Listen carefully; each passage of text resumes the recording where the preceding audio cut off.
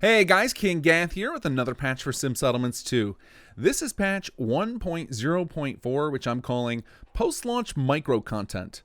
Now, the reason I'm calling that micro content is because this isn't the chapter content, but this is our first patch that isn't just bug fixes. We've actually got some new content for you guys, and we'll discuss that in a minute, but first we got to give a shout out to some of our patrons. So you guys have been blowing up our Patreon account since we announced SS2, and it continues today, and I'm very excited about it because we're finally going to start doing some really cool stuff that we couldn't have done prior. So thank you guys, and if you don't hear your name shouted out right now, don't worry, I will catch up eventually. We're slowly grinding through the list. There's a lot of people to thank, and I don't want to bury every individual video in me calling out 100 names. So a big shout out today to the Bacon Dragon, Robert Armstrong, Brian Gadd, Percy 7, Sir Shrimpo, 04711, Ray Overton, Cheshire Savant, Fallout Nerd, Martin Fink. And instead of butchering this last one, which would have just inevitably happened, I had no choice but to actually Google Translate this because the characters were in Korean, so I didn't even know how to start to butcher it. But we've got, hopefully I get this right after Google Translate said it to me 16 times, Gyadong Lee. Thank you all for joining up the Patreon. And again, thank you to those of you guys who joined up that I haven't shouted out yet. We will get to you very soon. All right, let's talk about that post-launch content. So we have a new recruitable character, but it's only available to those of you who don't hate the Minutemen because it actually is tied to the Minutemen questline. So if you happen to enjoy doing the Minutemen questline, you will eventually run into this new character that we've added, and she's even got a new custom building plan available. So this is small content. Again, definitely micro. As you guys know, with a lot of those recruitable characters we have, their quests are fairly short, but it's a nice little bit of flavor and adds some nice background to your settlement, so it's not just a bunch of people named Settler. Feels good to have these special people that you actually helped out at some point. And if you didn't know this about the recruitable system, the characters can be tied to vanilla quests, so that some of them are kind of gated till later in your playthrough. Some of them you won't be able to see every playthrough depending on which quests you did in different directions. So if you kill a certain faction, you're not going to be able to see the characters that are aligned with that faction, things like that. And we did that intentionally. We wanted to make sure that this felt fully integrated with the base game and that you could have the potential to meet new characters with each of your playthroughs. So if you're a hater of the Minutemen, which I know there are at least one of you every week who tells me how much you hate the Minutemen, so I know there are plenty of you out there. My apologies, but I'm sure we will have other characters for you in the future, and there are already some characters in the mod that would agree with you on their hatred for the Minutemen. So you're not left out considerably. It's more like the Minutemen players are left out of some, and now they get a new character to play with. Speaking of that, if you didn't know this about the main quest line, one of the things I've heard people complain is that they actually are forced to do Preston. That's actually not true. If you go into the museum during our main quest and kill the raiders in there and then run right back out the front door, we actually have hooks in place to make sure that it doesn't break the main quest of the game, and you can continue to play like that. So if you don't want to do the Minutemen for some reason, as soon as you finish the quest to go kill the museum raiders, you can run right out the front door again. So little known fact. All right, so let's talk other things in this patch besides this pro Minutemen content.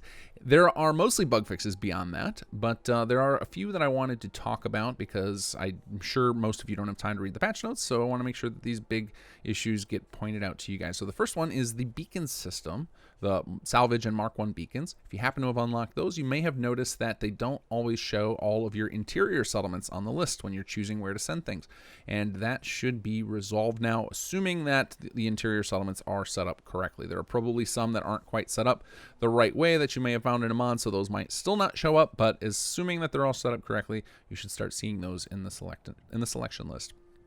All right, next up is Far Harbor City plans. So prior to this patch, had you used a Far Harbor City plan in Sim Settlements 2, you may have found that you can't stay in build mode unless you have something like Place Everywhere to turn off the Force Exit Workshop mode.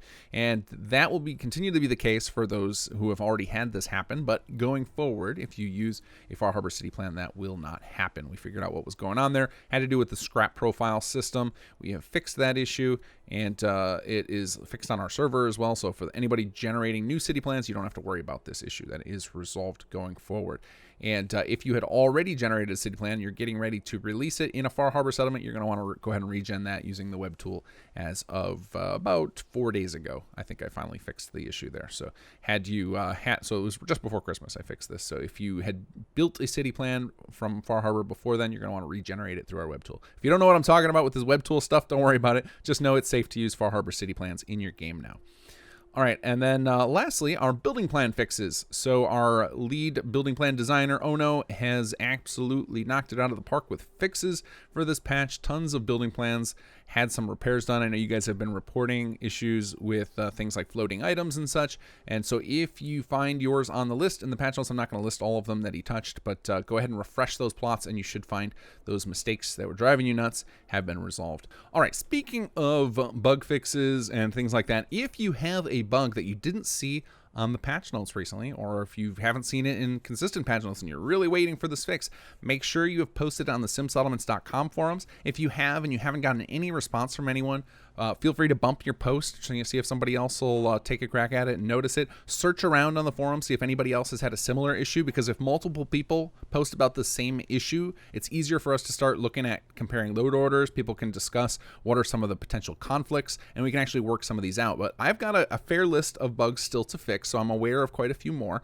And basically the way that we operate on our forums is a certain number of people on our team, and any of the community members with the community rockstar status, they all have access to post on a personal to-do list for me where they post verified issues. So once we verify an issue is 100% being caused by SimSettlements 2 and not by some sort of mod conflict that I can't control myself, then it gets added to my list and I eventually take care of it. Now I've still got quite a few on my list. It does take a while to get some of these worked out, so they are being worked on. So it's not necessarily that your problem is going ignored. It just might be that it's more complicated than it appears to be on the surface for me to resolve. So there's quite a few still on my to-do list, and I will continue to release bi-weekly patches to slowly clean these up. But if you want to make sure that your bug is fixed, make sure that somebody has seen it on the forums. So if you're seeing no responses, add another bump to your post, talk about it a little more, ask more specific questions. If you haven't posted your load order, try doing that. Try posting a link to a save file. You can take your .fos save file, toss it up on a Google Drive or